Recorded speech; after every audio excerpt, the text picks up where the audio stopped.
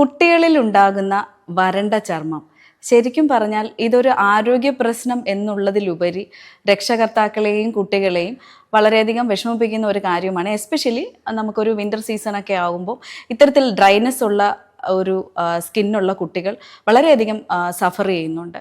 ഇതിൻ്റെ പ്രധാന കാരണം എന്ന് പറയുന്നത് ശരിക്കും എക്സസീവായിട്ട് ഡ്രൈനെസ് ഉണ്ടാക്കുന്ന സോപ്പൊക്കെ ഉപയോഗിക്കുക, അതുപോലെ വെള്ളം കുടിക്കുന്നത് കുറയുക കുട്ടികളിൽ, അതുപോലെ ആഹാര രീതിയിൽ കൂടുതലായിട്ട് നമുക്ക് പ്രോട്ടീൻ എക്സസ് ആയിട്ടുള്ള ഫുഡ് ചിലപ്പോൾ അമിതമായിട്ട് ഉപയോഗിക്കുക, അതുപോലെ തന്നെ സിട്രസ് ഫ്രൂട്ടുകൾ എക്സസ് ആവുക, അതുപോലെ നട്ട്സൊക്കെ കൂടുതലായിട്ട് ഉപയോഗിക്കുക. ഇങ്ങനെയൊക്കെ വരുന്നവരിലും ചിലപ്പോൾ ഈ ഡ്രൈനെസ് കാണുന്നുണ്ട്.